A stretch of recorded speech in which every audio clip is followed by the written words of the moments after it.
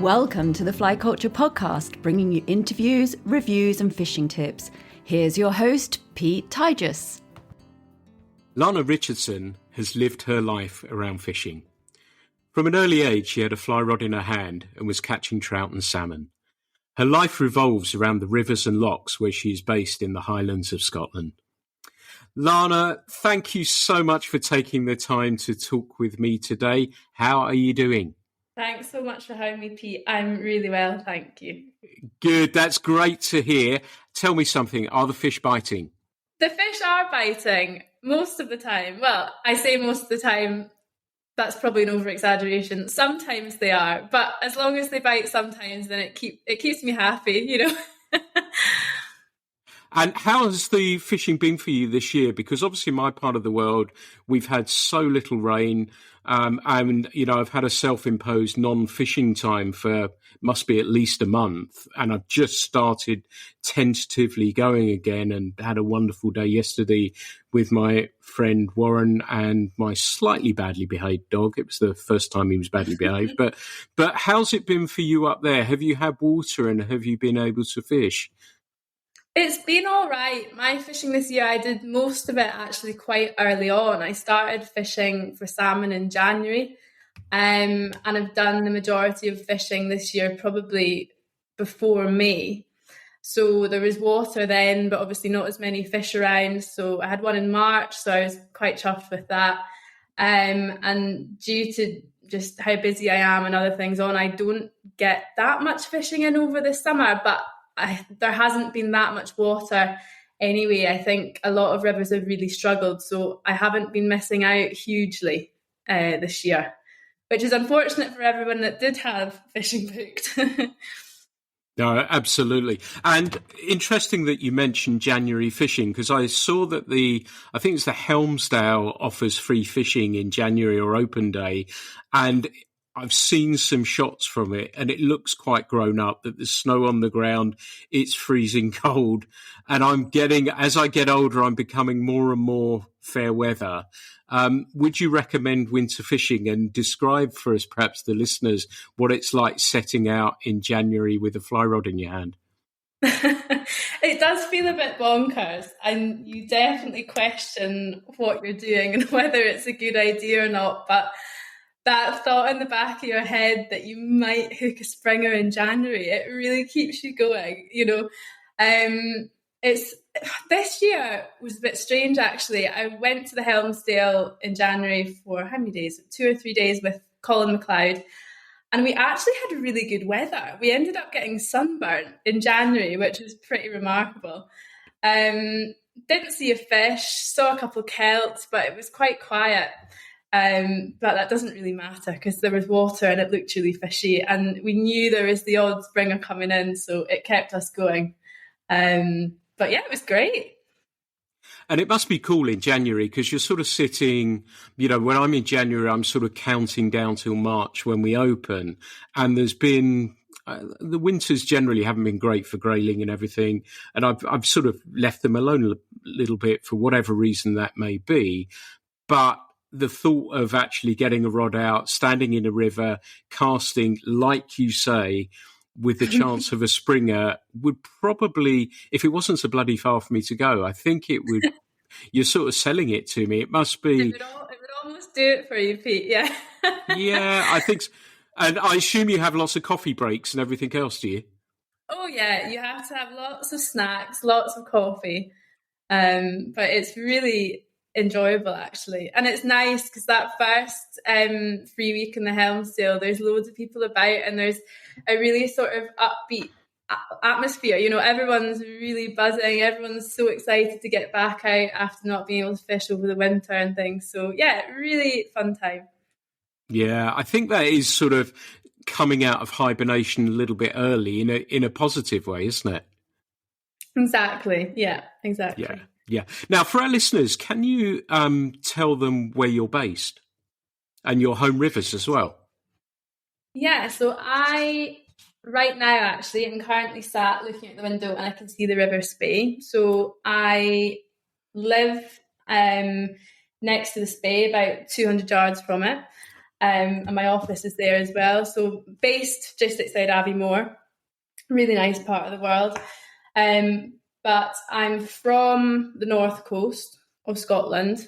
I'm actually fortunate. Part of my job now, actually, I'm based in the north coast as well. So I do estate management. So we've got 4 estates up there, which we manage.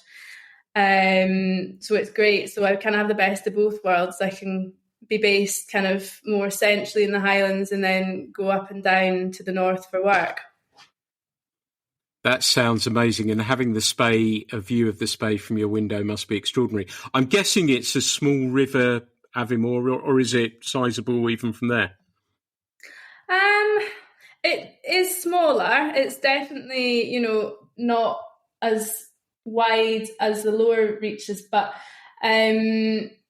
it's still a sizable river, actually. It's not until it probably gets up above Loch Inch, but actually even up above Loch Inch it's still quite big. Probably up above Canusia or Newton Moor it starts to get a bit smaller.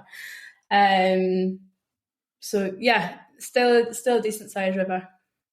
I know when I used to drive over that way to head towards the Devon, that we'd see the headwaters of the Dee and the Don, and they just looked like streams that you could almost leap across there. I guess you're not a million miles away from there either, are you? No, not far at all. We call it going over the hill, essentially. You go over the Cairngorms, kind of over Tomintoul and drop down into Aberdeenshire, so it's not far away at all. No, you're actually Aviemore, as it goes to reach places all around Scotland. Aviemore is quite a good place to be. You're pretty central, and you're right next to the A9 as well, so that helps. Yeah, that's very handy. So would you say, I know you've got the Spey so close, is the Spey your home water, would you say? No, it's not. So I could chuck a stone in the Spey from where I'm sat right now, but I've probably fished it about 3 times this year, I think. I don't know why. I mean, it's there. It's readily accessible, but I just don't touch it. And I spend time and money going to other parts of the country and the world now to fish when I've got the Spey right there. I don't know if I can explain that, but I think that's pretty cool. So what would you, when you've got a day off, where is it that you tend to head then if it's not the Spey? Where is it you tend to go and look for some trout or some salmon or sea trout even? That's such a tricky question, actually, because it really just depends. There's lots of different places I would choose to go, but I suppose it depends where there's water, what's available, loads of places. I mean, favoured definitely up on the north coast. I mean, that's probably, if I had the opportunity to go and fish up there, I'd definitely grab that. And actually only this year, for the first time, I fished the River Dee. I'd never fished it before. So I was on there a few times this year, so that's not far. Fished the Tay once this year. I don't mind the Tay. I don't get down to fish it too often. I suppose growing up fishing wee spate rivers, I get down to the Tay and I think, oh my goodness, it's kind of a little bit intimidating. I'm trying to take the advice that all the Tay gillies say to you and look at it like it's 2 different rivers and fish each stream, and doesn't really help. I still look at it and think, oh my goodness, I have no clue where I can find a fish in there, but I do force myself to fish it once or twice a year. And it's nice to be able to stretch out a big Spey cast as well every now and again. But no, I've totally digressed, but if I was to be able to pick, definitely the north coast if I could get up there on a day off. Nice. And it's interesting you mentioned small spate rivers as well, because I really enjoyed the little film clip that you put up on your social media the last couple of days of you. It looked like you were swinging wet flies for trout in a tiny little spate stream, I guess, wasn't it? It looked fantastic fun. Yeah, that's definitely one of my favourite types of fishing. love salmon fishing, obviously, but there's something about going to fish for little trout, you just cannot beat it. Little burns like that, little, they're high altitudes, they flow down through the peat, they're usually loch fed, and they're totally stuffed with little trout, and you just can't beat it. Most of the time they're on and you're going to get a few, but they can be quite moody. You sometimes go up there and they're there, but for whatever reason they're not interested. But having to kind of stalk them and having to creep around and crawl along bankings, and it's such good fun. And you're obviously in amazing scenery and stuff as well. So yeah, it looked absolutely stunning little stream, I have to say, and like you say, really, really good fun. So what would it be then if you had a preference and I said to you, I suppose, and already getting a sense of your enthusiasm as an angler, but your knowledge as an angler as well, because I think I know how you're probably going to answer this from some of the things you've already said, that do you have a preference when it comes to species that you like to chase? I've been asked this a few times, and I feel a little bit disloyal to salmon every time I answer it, but definitely trout. I love salmon fishing, but it does test you. You have to be in the right frame of mind to go salmon fishing, I think, for me personally. But trout fishing, you can kind of just relax, and I think the thing that gets me, the decider for me, is that personally, I find trout predictable, and you can make informed decisions with your tactics of things that, down to the time of year or the conditions or the hatch or whatever it is, that will amount to probably catching one. Whereas salmon, and a lot of people disagree with me, this is just me personally, I just can't put my finger on them. I don't understand them. I mean, that in turn is why I love fishing for them so much, because they just bamboozle me. But yeah, I think it would have to be trout, because I just feel a little bit more in control, and I like to be in control. I think that's a perfect answer as well. And although I have a foot in both camps, I think if I had to lean anywhere, I'd be with you, that trout probably will always remain my first love. And the answers that you gave there is exactly how I guess I feel about it in many respects, because you can engineer a trout to bite, can't you? So like you say, with hatch conditions, whatever it may be, we can go on top of the water, we can go down, figure out the hatch and tie on the appropriate fly. Yet with salmon, we just don't know a lot of the time. Yet that's one of the things that attracts me for that one moment. Yeah, that one moment when that line goes, and I've talked about it so many times on here, and I probably won't catch fish today, this year, sorry. Today would be nice, but this year, there's still time. You can get out there. That's what it is, the evenings are drawing in now, but I just don't feel I'm going to get that much. But I'm fine with that. But we'll still put in the hours just in case. And we've had some relatively heavy rain today that hasn't really impacted things. But I'm thinking, right, I'll go out tomorrow. It's probably going to be trout. I don't know if you've noticed up there that it feels, I don't know if it's to do with that big drop in temperature, certainly that we've had here, like 10 degree, 12 degree drop in temperature, that it makes things feel more autumnal. And I think the leaves are falling not because it's autumn, but because of the warm weather but even the hatches yesterday, and where I was yesterday, my friend Warren and I sat out waiting for fish to rise, and it probably wasn't until about 2-3 o'clock, and it feels as though evenings now, certainly in my part, are almost done now. It's more going to be lunchtime coming into mid to later afternoon. And I guess it's slightly more extreme where you are you sensing that already? Yeah, the nights are definitely drawing in. I mean, it's pitch black now by about 9:30.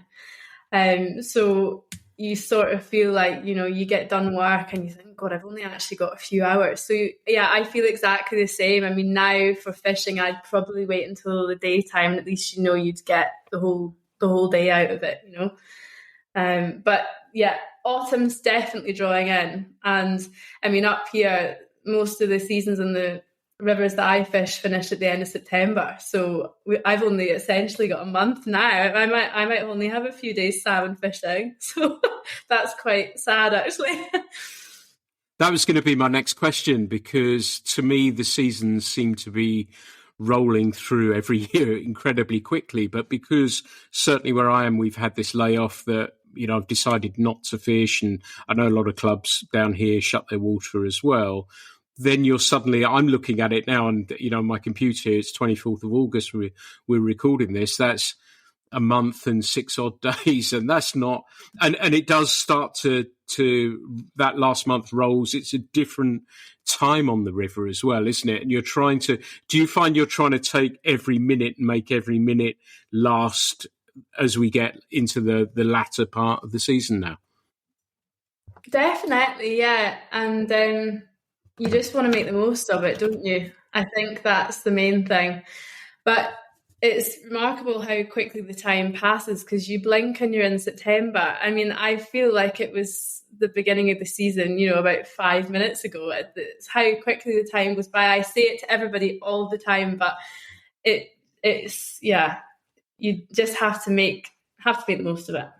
Yeah, absolutely. Enjoy every second, no matter what. Now, I'll come back to that film that I saw of you fishing and swinging the wet flies down and across. Is that your preferred method, or do you like to fish a variety of different methods for when you're chasing trout? So, love fishing dry flies for trout. In streams like that, those sort of bits, wet fly was more appropriate. And even though it's quite shallow and we were going to walk past that, I've had trout out of that particular clip, where that stream where that clip is before. So every time I go there, I just have to try it again and hope, But dry fly, definitely I prefer, just with the visual aspect of it. I think that's probably the same for most people. But just a mixture. I like to mix it up with trout and salmon, actually. It's not that I get impatient, but I like to try and learn about what the fish want. And if I fish a fly for 20 minutes and I've not even had a boil or a take or anything, I'll naturally swap it and see if anything happens. Nice. And do you find that as a salmon angler as well, that if you're fishing a pool, for example, will you fish that down and then say you got the opportunity to fish it again? Do you like to start thinking, right, well, nothing's happened there, what should I be doing? I suspect that's the sort of angler you are. Yeah, definitely. I think it's out of curiosity rather than anything else. I'll usually always fish down, especially in the summer, on the surface first. Usually always just fish full floating line. I like to hitch, but sometimes the hitch is really on, and sometimes it's just off. So you soon know, once you fish down a pool, if you've had no interest on a hitch, then you know just to switch off it straight away, in my opinion anyway.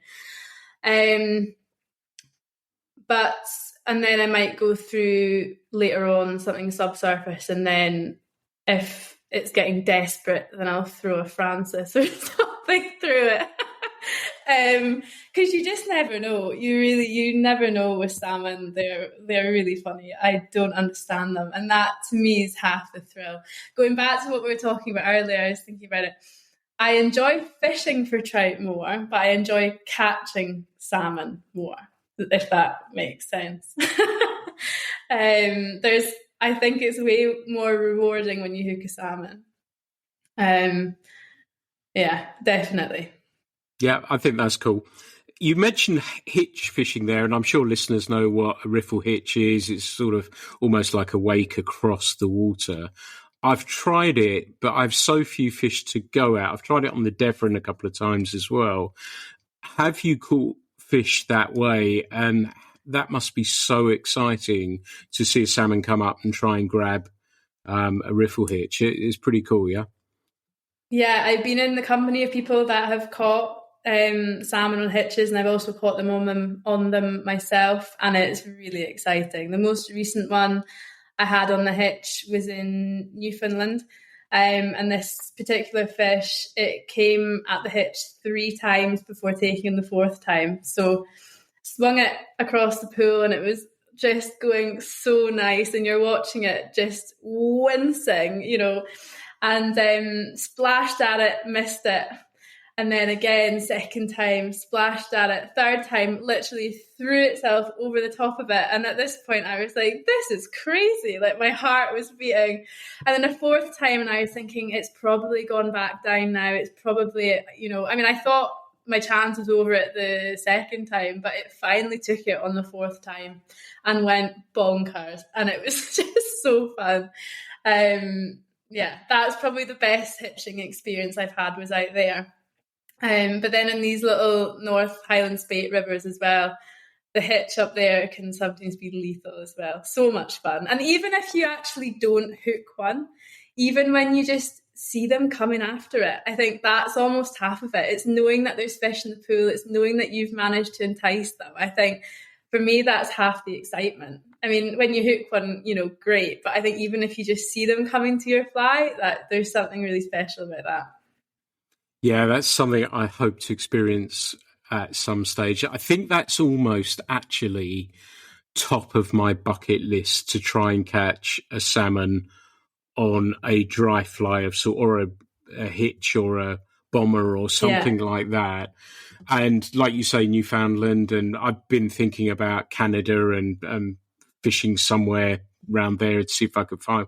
I think that's about. I've been thinking about bonefish. And then I suddenly took myself out of it and thought, wow, salmon on a dry would be cool. And yeah, I'd love to do that one day. So that's very near the top of my list. So your tactic, I'm guessing, is, I know you were saying about Francis and then, but I guess if you're getting fish come look at the hitch and they're not committing, you'll just go very slightly subsurface, will you, and chase the fish that way?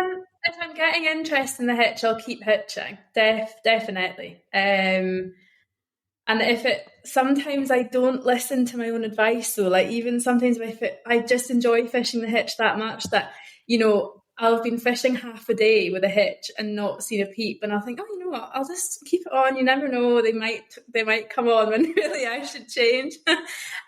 So yeah, I mean, sometimes I'm changing all the time, and other times I do like to, if I'm enjoying fishing a certain fly and it's fishing really nicely, and the water's good, and then I won't want to change because I'll just be really enjoying myself. But yeah, it really just depends. Yeah, I think when it comes to salmon, trout feels really natural to me to make changes if I need to do it. I find with salmon, though, that I overthink it. So I might think, right, well, I need to change this because nothing's happened. I need to go deeper. I need to change the tip. I need to shorten this. I need to lengthen this. And sometimes, and that's a lovely way with the hitch, I think, is the ultimate zen. To say, my hitch time, I think, is probably 10 to 15 minutes. Nothing's happened. So, right, I'm going back subsurface again. But that's a nice way to be about it. And I think it's not the confidence, because I've had no fish come and have a look at it, but I've not done enough. So it's almost self-fulfilling in that sense. So, yeah, perhaps I should spend perhaps a little bit more time thinking about that. But I wanted to move on. And, I said in the introduction that you've grown up with a fly rod in your hand. And that's really not an exaggeration, is it? Because, you caught your first trout at the age of 5 on a fly rod. That's pretty impressive, isn't it? Yeah. I mean, I was really fortunate growing up. We grew up on the North Coast. My dad was a gamekeeper, so grew up on estates. And when you grow up on estates, you have access to fishing. And initially, I lived when I was born on an estate called Shuri Estate, which is at the top of the Forth. And apparently, obviously don't remember, my mum went fishing with me when she was pregnant with me, and then when I was a wee baby, I'd go in the the chest harness and things and go fishing and things like that. And then we moved over to Big House Estate, which is on the River Hallidale, so only a little while further west, and lived there till I was 12. So that's kind of when the fishing started for me. Even before I started fishing myself, my parents, I'd be around fishing, and then I don't know, if I can't really remember if they encouraged me to learn or I was intrigued to learn, or but I think it was one of those things that just came naturally. I don't think there was probably a question, should we teach Lana how to fish? I think it was just, she has to learn how to fish, and luckily I really enjoyed it. So yeah, catching trout when I was young, like before and after school, I would take myself trout fishing. I would hide a fishing rod before I got on the school bus and jump off, and it was like the first thing I'd go and do. Probably one of the reasons I didn't do so well at school, because I was just thinking about getting home and fishing. And then, yeah, when I was 6, caught my first salmon on the Hallidale, and I mean, that was really special. But I think that's kind of ever since then. And then as I got older, I'd go fishing kind of on my own. I'd take myself down to the river and things. But I was really lucky growing up. Really lucky, really fortunate for my childhood, actually. And such great memories too. Yeah. And it's interesting you saying that you were first being taken to the river by your mum and it strapped in with a harness while she was fishing. And, we think that these things didn't really happen before social media, but there's people like your mum giving you exposure to the outdoors as a baby, I guess, and doing these things. And it's fantastic to hear that this sort of stuff was actually going on pre these things. We just didn't have photographs of it. So it was happening. So it's wonderful to hear. Were you too young at 6, or do you remember that salmon still, or is it sort of a bit of a distant, bitty sort of memory? If I'm completely honest, yeah, I do remember catching fish, and I think I remember that particular one. I'm going to sound, really smart arse here, but they all kind of blurred into one. I don't want to be that person that's like, I just caught that many fish. I can't pinpoint that one, but it is kind of like that. I can't, distinctly remember. Don't get me wrong, in my adult years, I could tell you exactly every single fish I've caught, because there definitely haven't been as many as there was when I was younger. But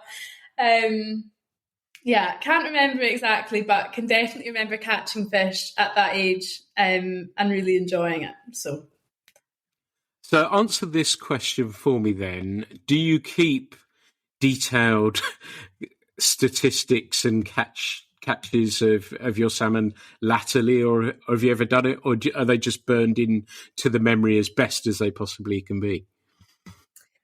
I do have a game book that I'm terrible at writing up. I've got quite a good memory when it comes to fish, and I think it helps now with social media, because you can look back. Usually I would post if I caught a memorable fish, so I can look back and see that, or my camera roll in my phone, and it's terrible ways of doing it, actually. And I recently clocked on to that and thought, I need to stop doing this and actually start writing about it, because I think it's all well and good having a picture, but I think words are sometimes a lot more valuable when it comes to remembering things. So I actually started a blog recently. I don't know when I quite thought I'd have time to write all these blog posts that I imagined I would do, but I think if I do go fishing and have a great day or get a fish, something, I will write about it on there. So then I can look back and see it and read about it. I've got a game book as well that I haven't filled in for about 2 years. There's not a lot to go into it. From a salmon, I do it just purely from salmon. But that's the great thing about social media, is that on those rare occurrences that I've caught one, I can flick through my social media and say, and for my catch return for, I know you don't obviously have to do one for my rod license, but it's an easy way for me to actually do that as well. And it's interesting what you say about writing about it and the experience and how the blogs come about as a result of that, because I find that's the fish is a wonderful and I suppose a major part of it, but there's so many other things as well, isn't there? And yesterday, we were out, my friend Warren and I, we saw so many kingfishers, so many of them buzzing up and down the river, and it's all those other little bits of it that go to make part of that day. It's not just that here's the fish type story. It's everything that goes into it, isn't it? And I've talked many times on there, and we all stuff a cast, or I wrote something today that on yesterday I hooked a fish and it went into a logjam. Now, I've been broken by a big fish that came and ate the dry fly, and I thought, I'll throw a cast in. The fish came and took it, and it tried, so I ran to keep it out the logjam. My dog got excited. He came out. Now, I'm sort of almost at the top of my waders. The dog's come out, has realised it's deeper because he can't watch everything, has tried to climb onto me while I'm trying to play this fish and get it. He's tried to climb onto my back, realised that he can't get onto my back, has gone round the logjam, got caught on a loop of line, not the bit out of the... and then taken that, and he's bent the rod so that it's almost at breaking point. It must have been, my friend Warren was in hysterics and was terribly polite, but I'm sort of screaming at the rod, you're going to break the thing. So he's gone the other side. I've managed to get the line off drop my net in the snag somewhere. We still landed the fish. It was extraordinary. It was caught down in there, and we managed to get it in. And it was just one of those free, but that was the really cool. It was a lovely trout. It was a 2-pound trout, which for the West Country is a big fish. But it wasn't about the fish. It was about everything, the calamity of errors that went into it. And I think sometimes we're in a world where everything has to be so quick. We miss some of the other parts of the story that go to make up of it. And have you found with the blog that that's been a nice way to talk about more than just what has happened with the byproduct of the fish? Definitely. I mean, that's kind of what I focused it around. I've called it more than the catch. So it's nice. kind of... yeah, I mean, even though we all go fishing to catch fish, that is true, that is the case, that's the whole point of fishing. But I think, as you're saying, there's a lot that goes on in the day that you perhaps forget about or you miss, or you don't prioritise in your mind because it's not to do with holding a fish that you've caught.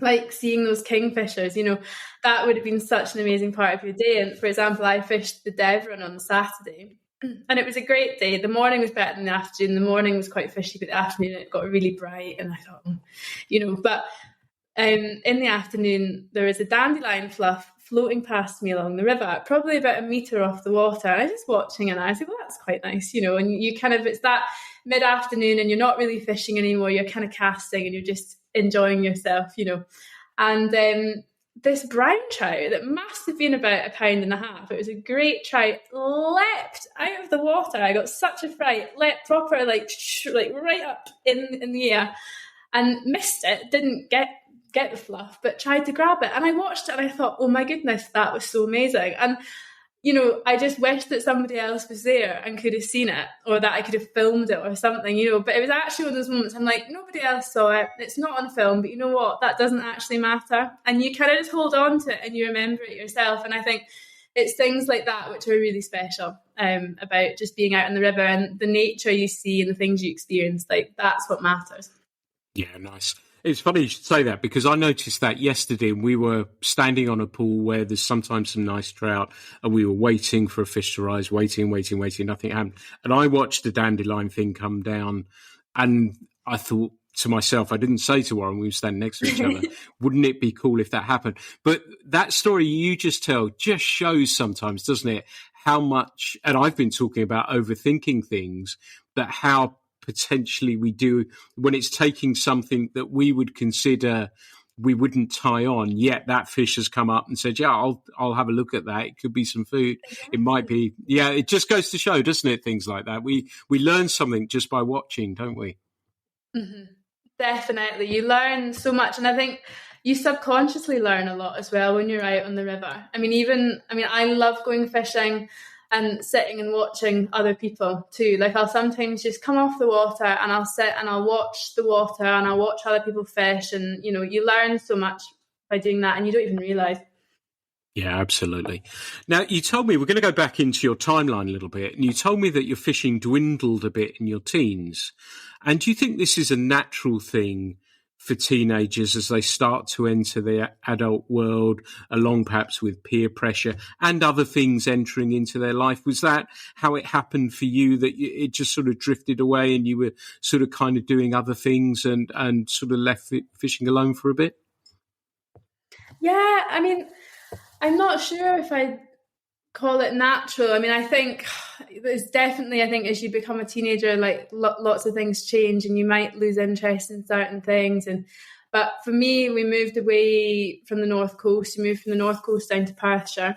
And we were still based near to water, but I think just the move, I kind of, and going to a new school, and I was like 13. So at that age, moving school is like, totally stressful. And I was this kind of, country bumpkin wild child from the North Coast that had moved down to a more civilized high school in this town in Perthshire, and I just felt like such a black sheep. I was like, oh my goodness. And I kind of in a way probably felt like I couldn't really be myself, and I didn't really know how to fit in or where to fit in.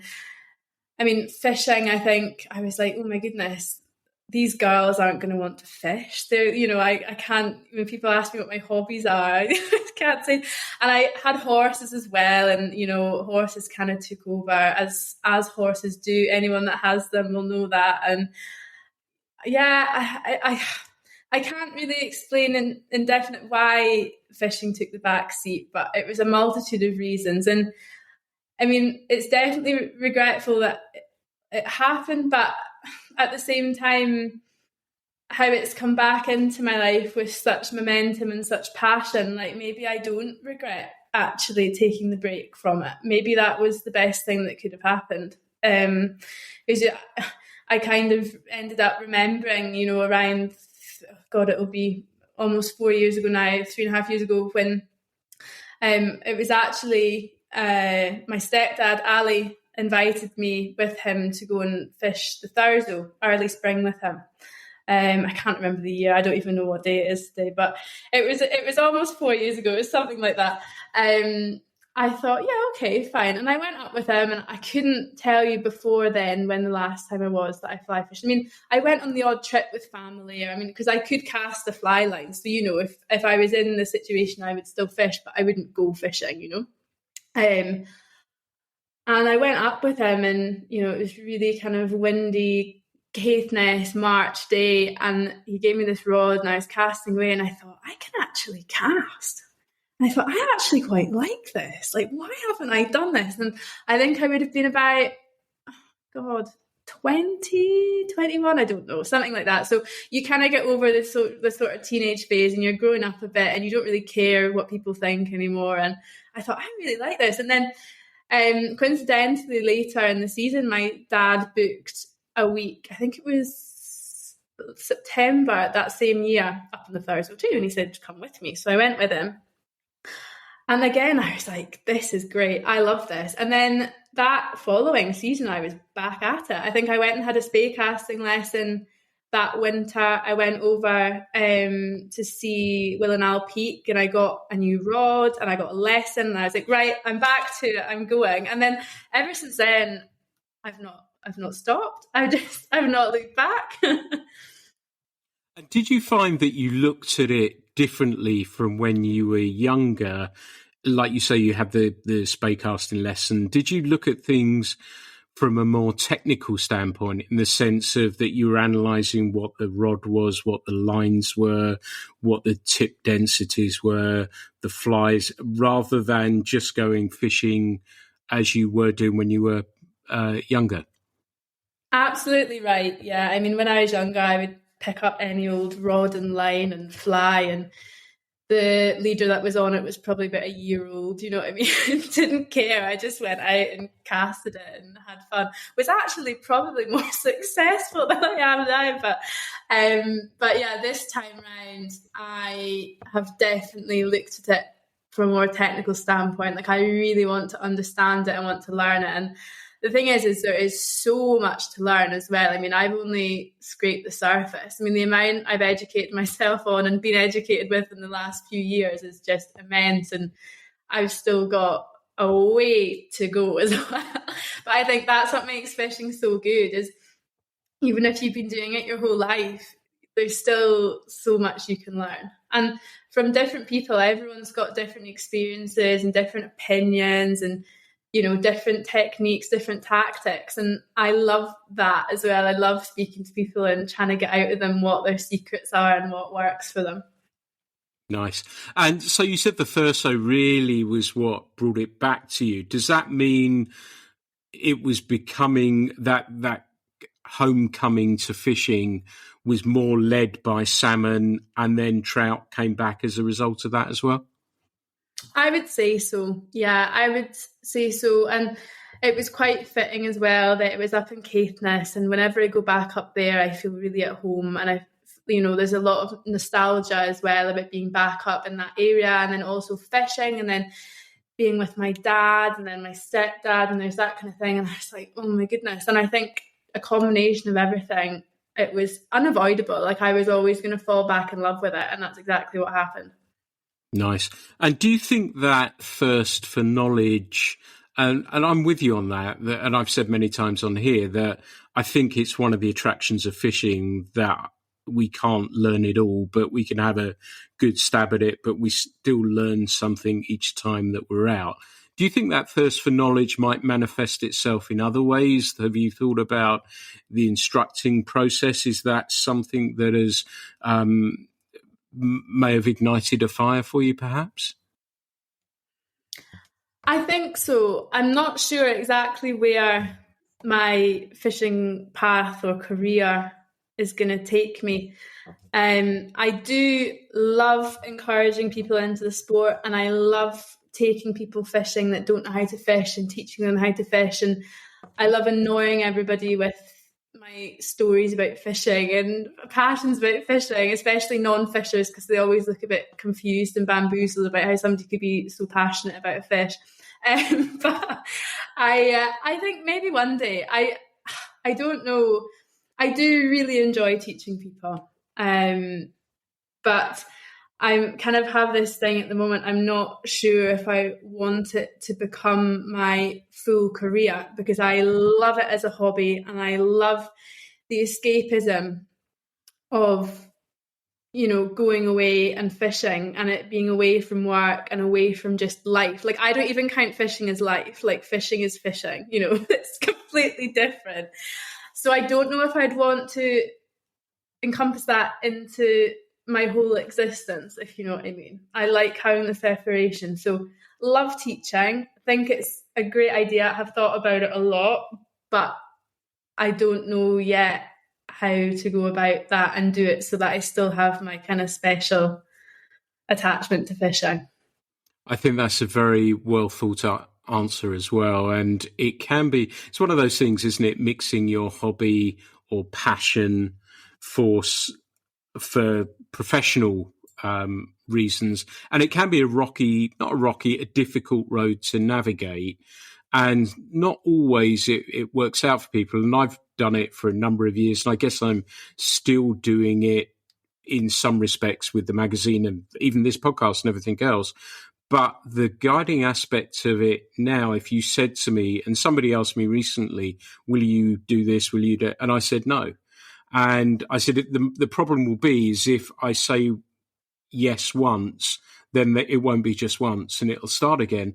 And I honestly don't miss it. I love it. I love doing it. I'm incredibly proud of getting a lot of people enthused about fly fishing, but I don't miss it one bit. And it's made me love fishing even more.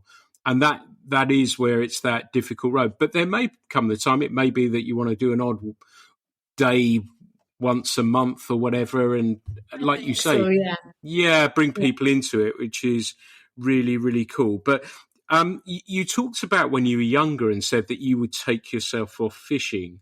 Does that mean that you enjoy fishing on your own, or does it mean you like sharing a rod with somebody or sharing time with somebody on the water, or is it a combination of the both? It really is a combination of both, actually. There's some days I really enjoy my own company and I love going off fishing and allowing your mind just to wander. I mean, you'll probably know, I think everyone who fishes can relate. You start to think about really obscure things when you're fishing, and you'll be casting away and you'll think, oh my goodness, like how did that actually come into my head? And it's a time you can totally relax, and then you might actually catch yourself thinking about nothing, which is a really bizarre concept as well. And you think, oh my goodness, I actually just wasn't thinking there. I was just casting, and that's really lovely as well. And I think you can only really get into that Zen state when you are on your own. But then again, I do love fishing with people too. And this is kind of a more recent thing. Kind of actually this year, I've done a lot of fishing with others, and I've got a few people now that I really enjoy fishing with, and, you know, I would take a day's fishing with them over fishing with on my own. But then again, it does really just depend. Yeah, I know what you mean. Like you say, selecting, and we've talked about it many times on here, selecting somebody that you're happy to spend that time with on the water is an interesting, and certainly in my point of view, a well thought out process as well, that you need to make sure they're just as happy about you catching a fish as you would be about them catching a fish and everything. Those things, it sounds really easy, doesn't it? But there can be, you suddenly discover something and think, oh, actually, this may not, the dynamic isn't how I thought it would be. And it is getting that right. It's really important, isn't it? Yeah, you have to get a good fishing companion, you have to be quite compatible. I think it's something that's probably not taken seriously enough, but I think you really need to vet people for. No, that's exactly right. I have a strict interviewing process, and it goes from there. And a few fastball questions in there just to find out, and that seems to give me all the information I need to know.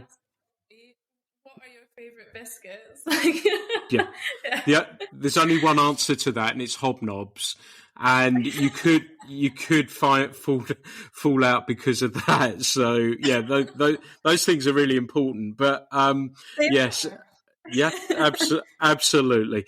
Tell me something. You talked about Newfoundland and your trip there, and traveling, and you sort of alluded to that you've traveled a little bit with a fly rod. Where have you been to, and have you had some memorable journeys with the fly rod? So this year is the first year that I have ever fly fished abroad. So I was thinking about this earlier, actually. I've done some blue water fishing in the Caribbean and Tenerife and things like that growing up. But I had never fly fished in another country until this year. So in March, I went to Denmark and fly fished for sea trout there. And then I only did one day. I met up with Sarah Ronholt. That was a really fantastic day, and it was amazing to meet her, another woman who's crazy about fishing. So that was really nice. And then Newfoundland was my first trip out of Europe with a fly rod. So that was awesome. Well, I think Newfoundland, and one of the reasons we're talking is that, as you know, Ali sent me a article of your trip of Newfoundland that we're going to put in the magazine. And that's how we have started talking, that the video of you playing the fish, I think it's the salmon there, or it might be a large brook trout. I can't quite remember now. But that video to me said everything about the sort of angler that you are. And I said to Ellie, can you put me in touch with Lana? Because it just came out, your love of the fishing and what those fish mean to you in that video. So that was fantastic. So I know that was an amazing trip, and readers of Fly Culture are going to be able to read about it soon as well. Sea trout, yes. In Denmark is one of my favorite pastimes. How did you find that, and where were you fishing? And were you fishing fjords? Were you fishing the sea? What were you doing? We fished out in the sea. I can't think off of the top of my head exactly where we were. It was on New Zealand, up kind of the northwest coast somewhere. It was like an hour and a half drive from Copenhagen, I think. But we had a great day. It was quite tough conditions. I don't know a lot about sea trout fishing in the sea, but Sarah said it was pretty tough. Like, the water was really clear, and it was really still. It was like kind of flat, calm, clear water, quite bright. So I had one pool the whole day. And we fished and it was a really great day, awesome scenery, amazing to obviously spend time with her and see a different part of the world. And she made an awesome lunch. So it was not a day wasted at all. And I'd love to go back and give it another go and see if I can get one. It is awesome fun. I've not been, obviously, because of COVID, so I'm going in November, and I'm really, really excited about it. I love it and really, really enjoy it. And I've been going for a number of years now, sometimes twice a year. And I think it's just one of those things, isn't it, that you've got to do and experience. And then, like you say, when the line goes tight and, you hook, because you're looking at vast expanses of water, aren't you? Thinking, it's just not going to happen. And then it does. And when you catch fish, you think, wow. And then you might catch another one. Sometimes you do, sometimes you don't. I think last time I didn't, actually, because it was on the second day, it was so cold. But one of the things I wanted to mention was that there was the two of you fishing. Did you see many other anglers? Because I really like that when I'm out there, I see a number of other anglers as well. And it feels almost different to certainly the UK in that sense, that you're quite likely to bump into someone who feels the same way that you do about it. Did you see other anglers when you were there? Yeah, I got the impression that in Denmark, there's quite a big fishing scene. Like, I think there's a lot of people that do fish for sea trout, which is really nice. Like, I'd say more people out there fish than in the UK. We went quite early in the morning, so we were on our own for a good few hours, but then there was a couple of guys came down and started fishing, and, they said hello as they went past, and, everyone just kind of fits in and gets on with it. And even though you might not have a conversation with them, there's kind of that, you don't really even have to. You kind of just feel comfortable around them, and, everybody knows what they're there to do, and we all share the same passion, and yeah, it's great. Yeah, I like that. There's fly anglers, there's spin fishermen, there's everything. And it's just a really interesting scene, like you say there, which I think is really, really cool. Tell me, is there somewhere, we're talking overseas now, is there somewhere, Newfoundland's a pretty good benchmark, as is Denmark as well, but is there somewhere that I'm going to give you two destinations that you can choose. One for where would you like to cast a fly for trout, and where would you like to cast a fly for salmon, or anything else if you want to. Okay. I think so. I'm being totally awkward here because it's not even for trout or salmon, but somewhere that I really want to go is to Greenland for char. I really want to do that. Not just have I got an obsession with trying to catch an Arctic char on the fly, which I was hoping to do this year. There's still a bit of time, but haven't managed it yet. it's a similar sort of style. Like in Greenland, I've seen clips and media of the kind of little burns and streams, and they're catching these massive char. And I love that sort of fishing, like the up close fishing. And then for a new species as well, that would be really special. So that's something I definitely have got my eye on doing. For salmon, if I'm honest with you, I love Scottish salmon. And I love Scottish salmon fishing. I really enjoyed Newfoundland. It was a fantastic experience, like fantastic. And I'm not saying, given the opportunity, I'm not going to go and fish for Atlantic salmon or any species of salmon elsewhere. But I love Scottish salmon fishing and I love Scotland. So I think I might just carry on doing it here. I think that's a great answer. I'm often asked that question, and I say, Devon, exactly the same, that it means something to me. It's really got under my skin, and I compare it everywhere else with it. So I might say, well, this is a bit like my home river, but a bit bigger or a bit wider or a bit shallower or whatever it may be. And as I believe the saying is, there's no place like home, is there? Yeah, exactly. It's so true. And I think I've realised that, like, as I'm getting older and then going away as well, and it's not to take away from the experience in Newfoundland because it was totally amazing and I look forward to going on more fly fishing trips abroad throughout my life, but it makes you actually realise how special it is at home as well. And I know certain places in Scotland the salmon are suffering just now, and actually certain places, on a more positive note, the salmon seem to be doing really well. It's not all doom and gloom, but it definitely makes you appreciate your home. And do you find that, say, when you're in Newfoundland, for example, that you were fishing there and, you know, it looks as though you've had an amazing trip, do you take some of that back and apply it to where you're fishing at home? The reason I ask that is that I would fish the Devon. It's funny you mentioned that. And when we're off mic, I'm going to ask you where you were fishing and we'll talk about the Devon a little bit. But when I was fishing up there, I felt like I had more salmon to go at. And so I fished more confidently and slightly differently. And when I came home, I took that and applied that to my fishing. Have you found that with the Newfoundland trip, that some of the stuff that you've done there that you've transferred to your fishing back home?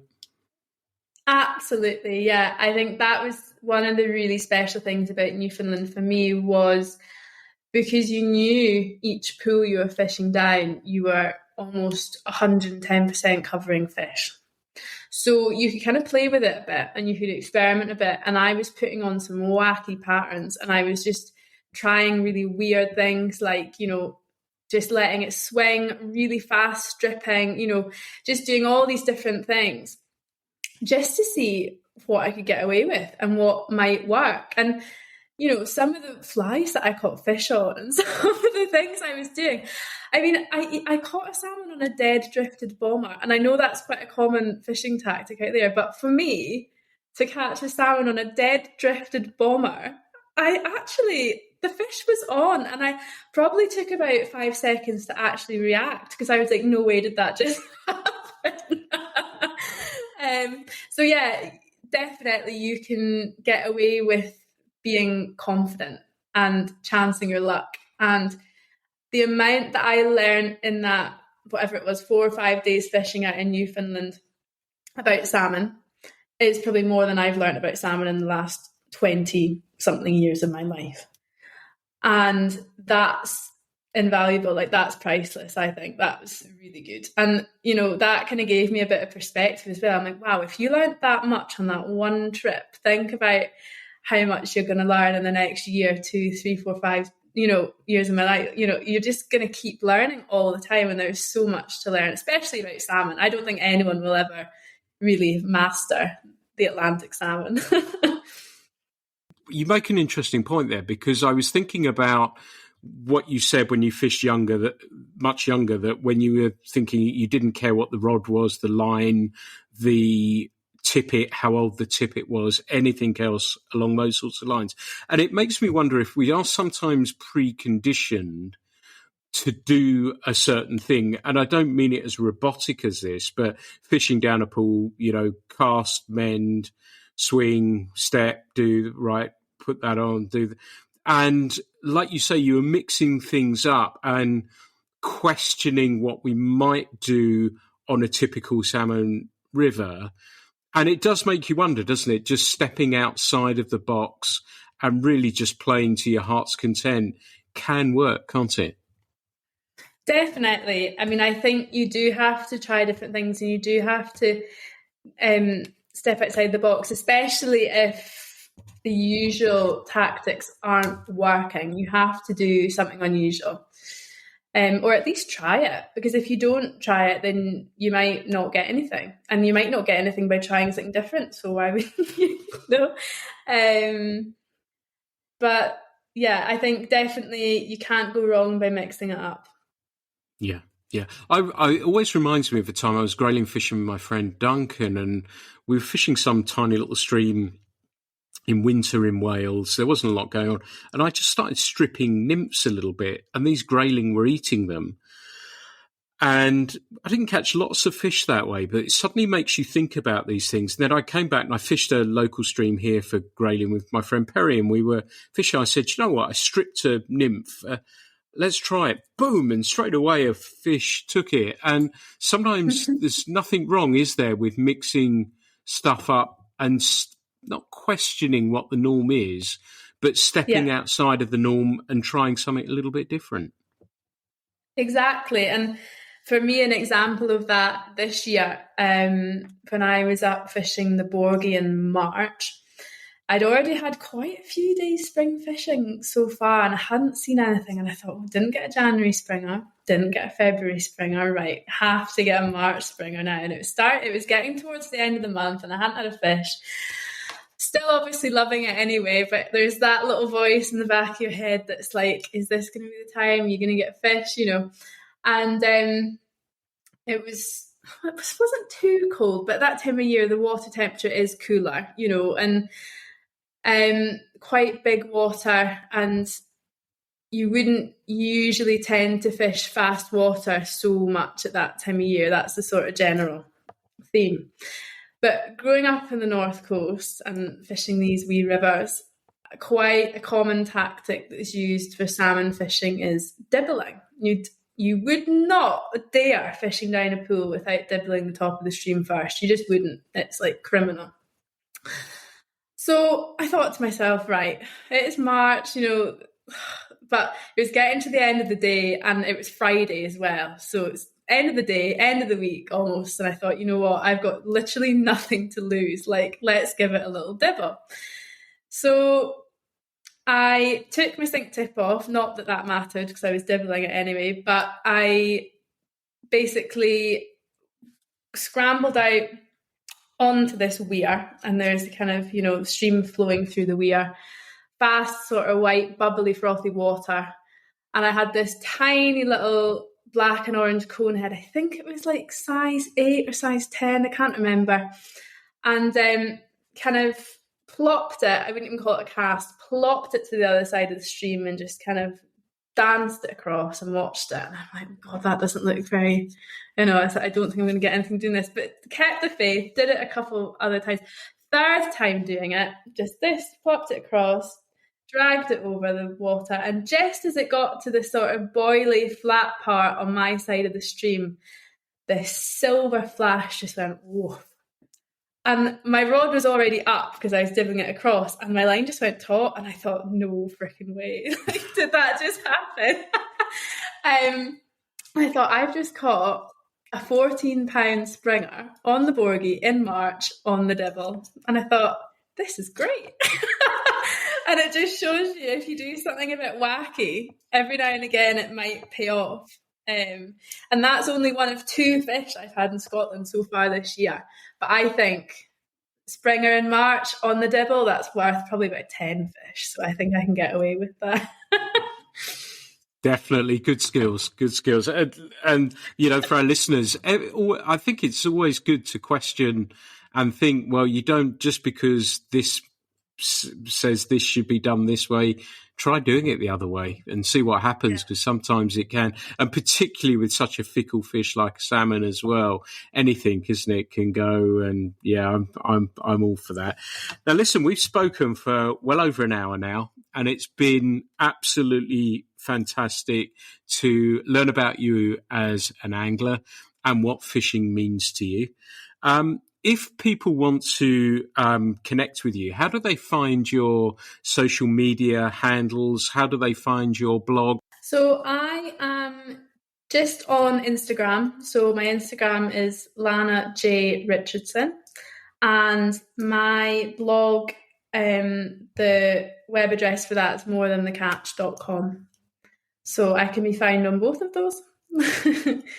Fantastic. And you made a really cool film with Loop as well, which again captures your passion and love for fishing as well. So that's definitely worth a search for. I think it's on the Loop site somewhere or other as well. But if you Loop YouTube and on their website and their Real Moments tab as well. There we go. So that's worth a look too. And that will show you a little bit about Lana's passion for our pastime as well. Lana, it's been brilliant to talk with you today. Thank you so much for talking with me on the Fly Culture Podcast. Thanks, Pete. It's been a pleasure. Thank you very much. Everyone, this has been the Fly Culture Podcast. I hope you've enjoyed this episode as much as me. I'm going to go and talk to Lana about the Devon now as well. So we're going to talk salmon fishing for a little bit longer as well, I suspect. But I hope you've enjoyed this episode as much as me. And as ever, there will be plenty more coming soon. Thank you so much for listening. The Fly Culture Podcast is brought to you in association with Fly Culture, a quarterly print magazine. For more information, please visit flyculturemag.com. You can also find Fly Culture on Instagram, Facebook and Twitter.